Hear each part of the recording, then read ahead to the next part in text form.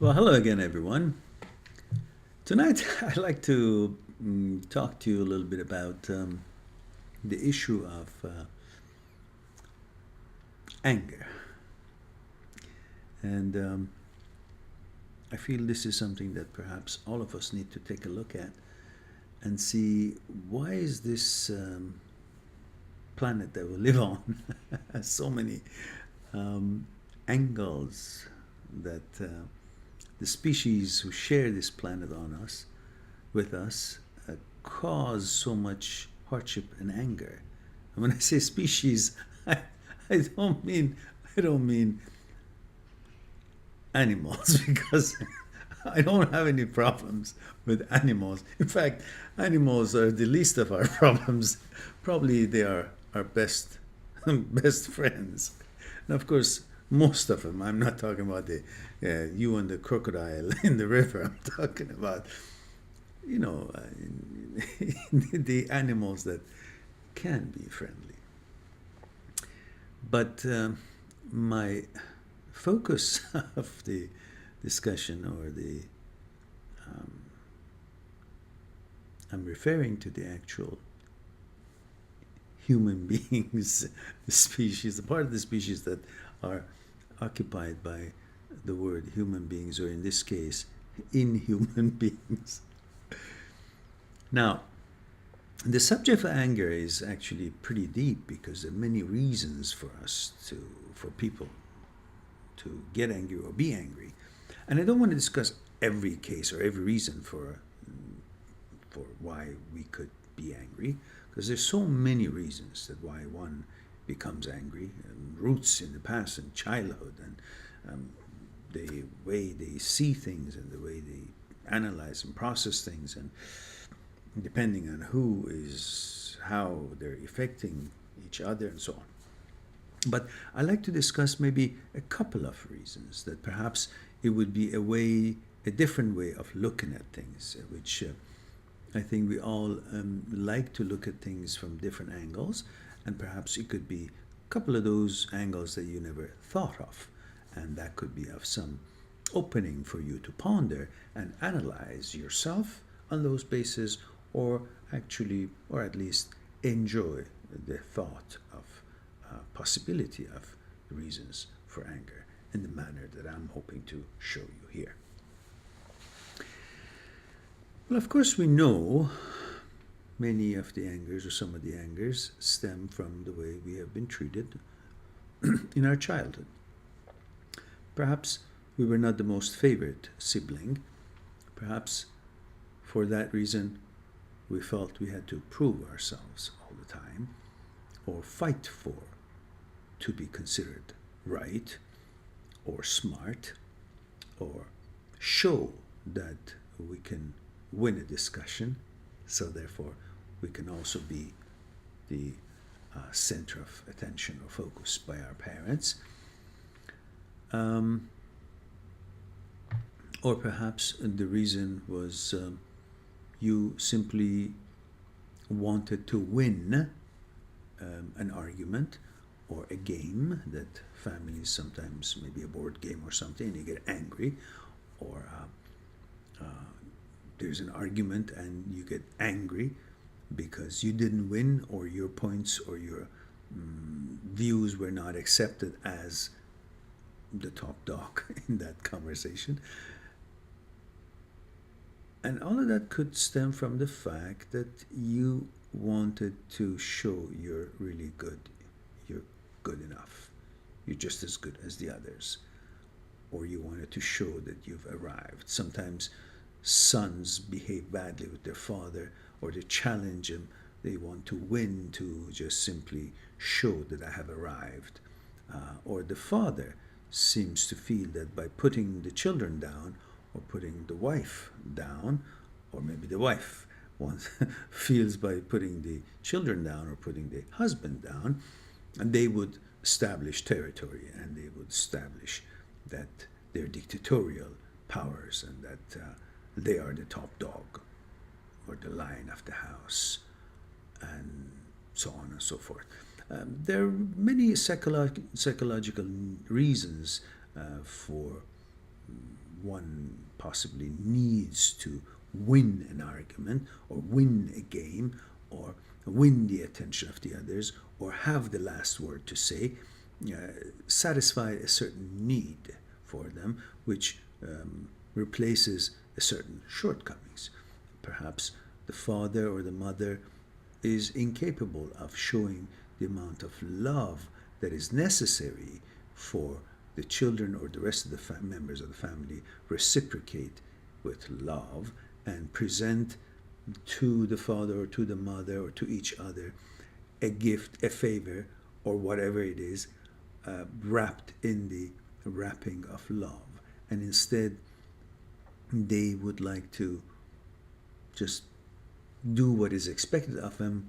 Let's say the father or the mother expect the children or one or the other do something, and that expectations by the others is fulfilled because of fear or because of the need, not because of the love. Believe me, if you receive something, whether it's a favor or if it's a gift, and the reason you're receiving it is because of the love and care that you have put into whatever you do for your family or for your children, for your spouse, then when you receive that favor or product or gift, it is wrapped with love. And that's the kind of a gift you want to receive, because everything is made out of energy in this life, as you know. And if you receive something, there's an energy with that something, which is the intention, which is the feeling that that's something, the thought that that something has been put together and packaged and wrapped and is now being presented to you. Now, if that wrapping is that emotion into that present or a favor that it was done for you, is not based on real feelings for you and appreciation for which, it's a very short-lived then. But if it's based on love and it's wrapped in love, it's a almost forever thing, because they choose to give you this product with this wrapping, with this emotion. It is not out of fear or out of need that you need to give you. They need you to give them the money to go and have groceries or buy shoes or school material and stuff. Therefore, even though you may be providing for your family, you must not make them feel that they need you for your money, or they need you for the fact that you're the leader. They need you because whatever it is that has made you, and however it is that you treat them, inspires them and makes them feel they want to love you, not that they love you because they need you. There's two different things. One is by choice and their own desire from their heart. One is from the fact that they have to deal with life and they need you to be there. So they respect you, they bow to you, maybe they do things for you, they love you, they fear you, but it's not out of their choice, it's out of their necessity. And therefore, trying to impress them with your mightiness and your power and your anger, all it does is it teaches them how to also get what they want when they have their own family, which is by way of dictatorial, by way of being angry, by way of, even they would not notice it why, but that's how they've been behaved with when they were a child and growing up. They saw their parents behave that way, always with mightiness, brute power. That's how it was in the olden time, with the sword, with the mightiness, brute power. Take what you want, don't ask for it, and show who's the boss.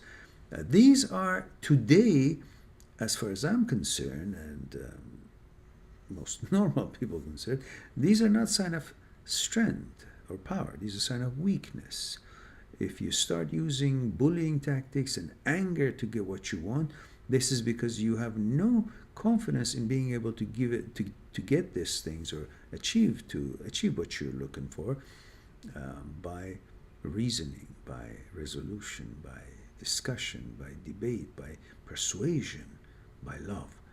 So therefore, You resort to the simplest, the most primitive thing that every Tom, Dick, and Harry in the schoolyard or in the street can resort to. What? Violence, anger, bullying, fear, instilling fear. But there's a limit to this because somebody else can be more fearful than you or more powerful than you. So what are we going to do? Everybody grab a stick and start go at it? Well, that's why we now consider ourselves civilized, which I really don't think we are civilized, but that supposedly is what this world is all about. We are civilized now. So if we are civilized, therefore, there is no place for picking up sticks and rocks and go at each other's throat or head to make the other one to do what we want him to do. That is weakness. Because the real power now is the persuasion, the reasoning, the power of discussion and analyzation, logic. Some of us human beings have finally figured that out. So, however, there are also other reasons that we get angry beside of what we have seen while we were a child, beside of the need for winning an argument to prove that we are there. We can also be counted. We are also in. We are, should be focused on, looked at, paid attention to. So we want to win. And if we don't win, we are not satisfying a need of recognition, all what I just said. Therefore, we may get angry. So that's some of the reasons of getting angry. But there's also, I feel there's another way of looking at why we get angry. And that to me is because our own perception of our world is a little bit off.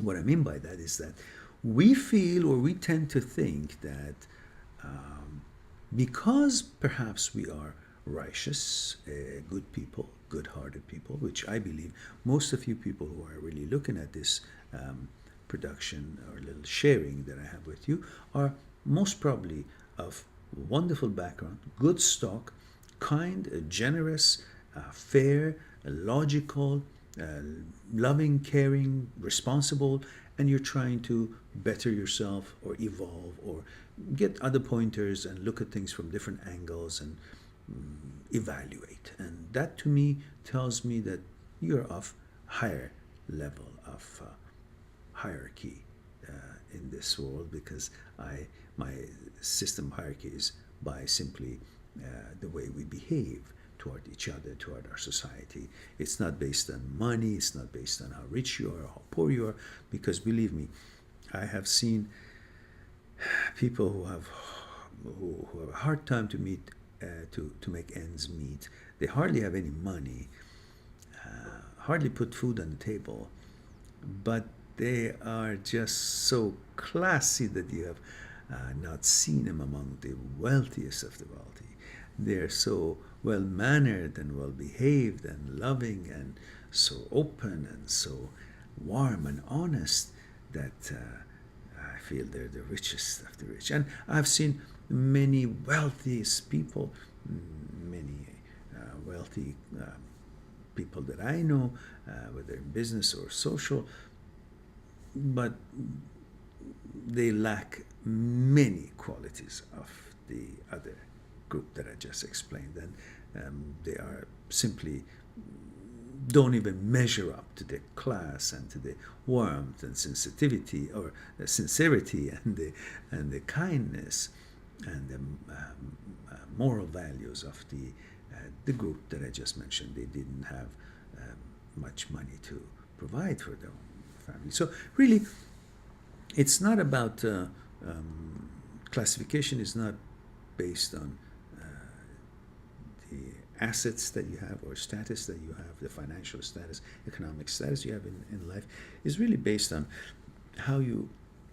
what you expect from yourself and how you affect the people in the society and the community around you. If you affect the others in a positive manner, then of course you're of higher caliber and value, in my opinion. So getting back to what we were talking about, so the fact that we may feel, because we are righteous ourselves, we do things right, the best we can. We try to do, to provide the best care, let's say, for our family, or to do our best in whatever is our duty and within our responsibility frame of works. And because we expect the best from us, and we perform the best we can, and we exercise the best morals and the best possible mannerism that we can, we tend to think that everybody else is the same. A big mistake. We hope everybody else would be the same, but the reality of our life is really different than what we have simply programmed ourselves or expect to be.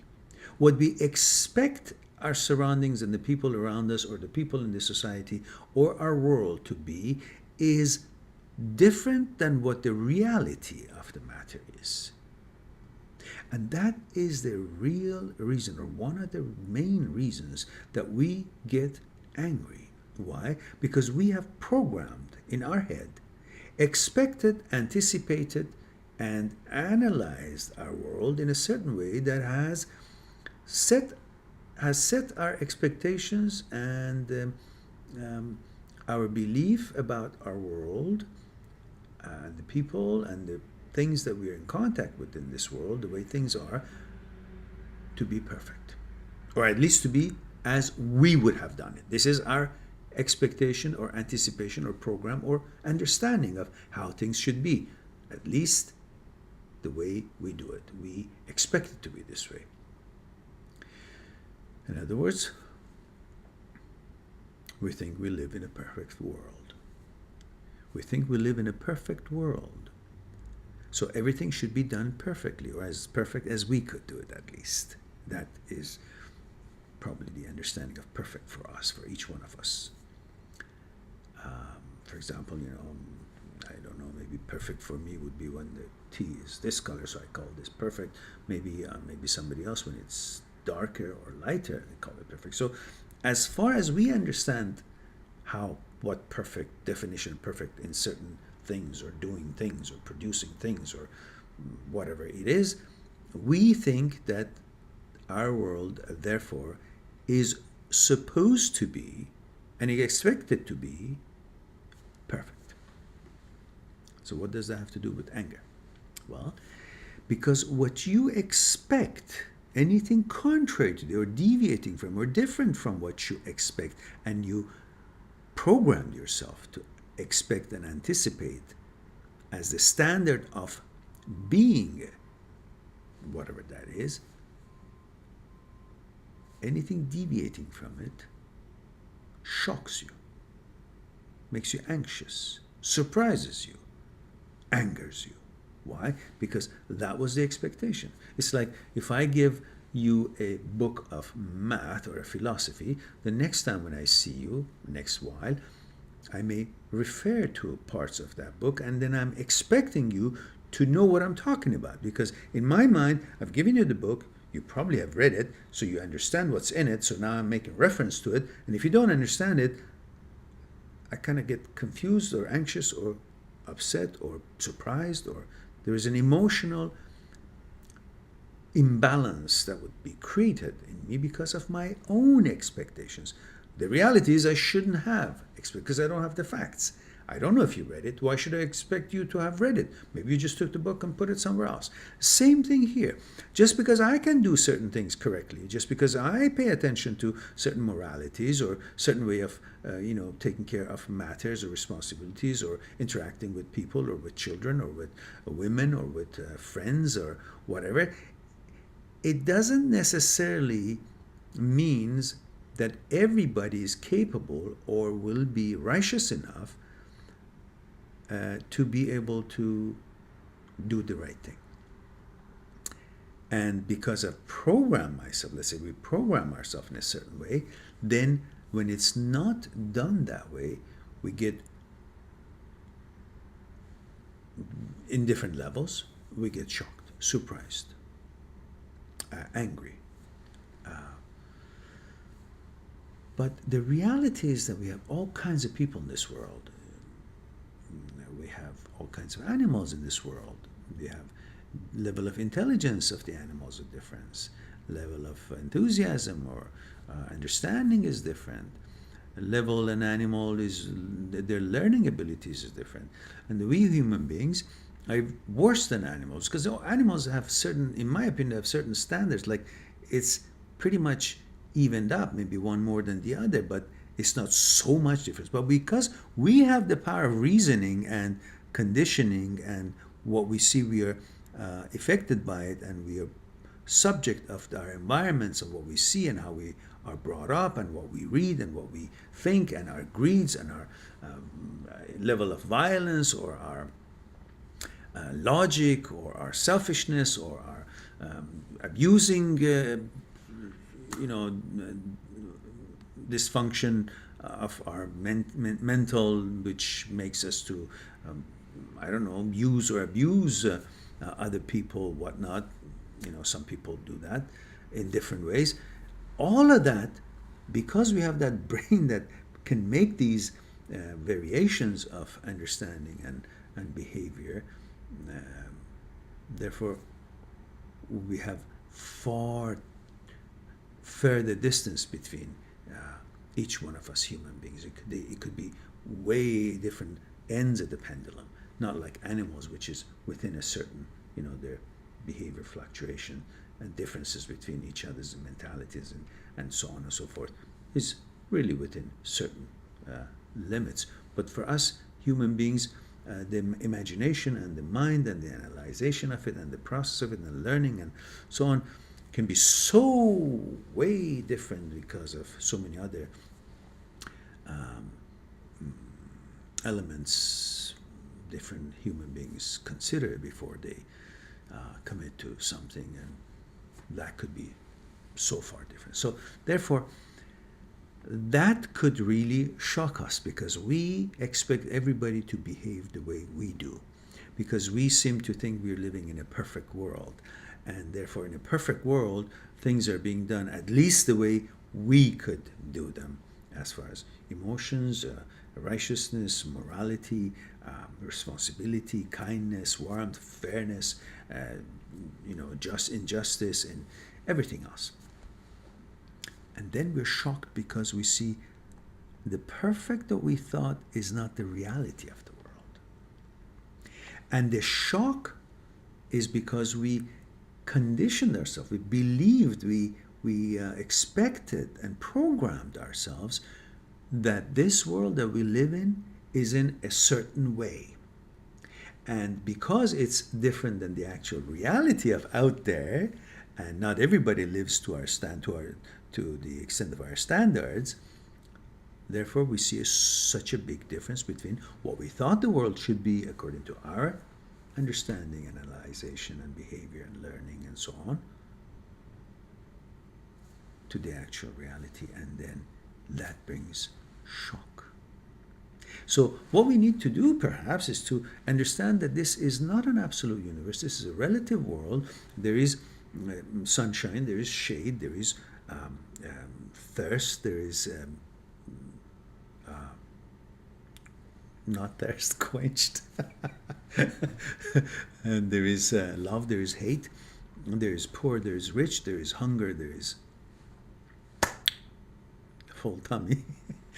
Therefore, if we understand that not everyone has got high standards out there, not everyone is a scholar, not everyone is extending unselfishness and is out there to not harm anyone and not take advantage of anyone, and everyone is trying to be honest, and if we don't expect that, then we won't be shocked.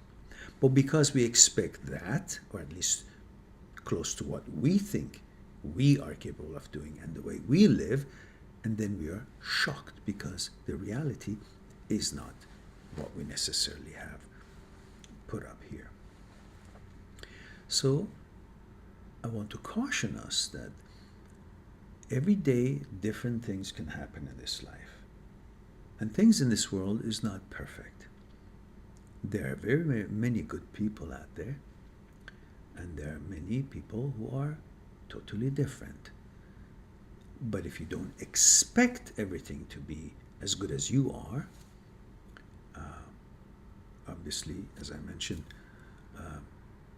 if you are watching this program, obviously you want to make a better person out of yourself, at least ponder about things. Therefore, not everybody may have that interest, and not everybody has tried to better themselves.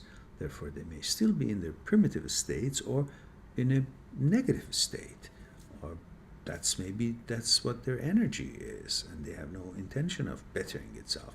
So all of that should be a consideration of when you think about the world we live in, and therefore the level of anxiety and excitement or shock or anger in you possibly could be diminished because your expectations of out there is not at that high standards that you thought it should be. And I think that would be closer to the reality. Now, we will discuss in other discussions how we may actually bring ourselves to tolerate some discrepancies, not just by the realization of what I just talked about, but by increasing the level of relaxation of our mind, which means decreasing the level of oscillation or the level of agitation of our mind. Like if this would be the curve, we want to bring it to a smaller little ripples. It's like, as I mentioned in some of the production, it's like if we are able to bring the ripples of our mind to a lower level, it would be like if you have a pond and there's a storm and it's all the water is choppy and things are not reflected. So the smallest things falls into there would be even more of an imbalance created, shock or discrepancy. But if the lake is very calm, or at least as calm as it can be, when the outside objects that may suddenly fall into it or present themselves, it would not create such a huge, or at least it would be less of a disturbance to the state of our mind or state of that pond. So the same thing, if we can understand how to strengthen our mind, develop our mind with the proper exercise that hopefully someday we'll talk about it on our program, then we would also be strengthening our mind just as we strengthen our bodies and muscles, and then the mind will be at a calmer state to withstand more of these discrepancies and these shocking differences between our expectations of the world and the actual reality out there. So perhaps this would be something that we can ponder for now, and hopefully we will discuss it further and deeper in the next program.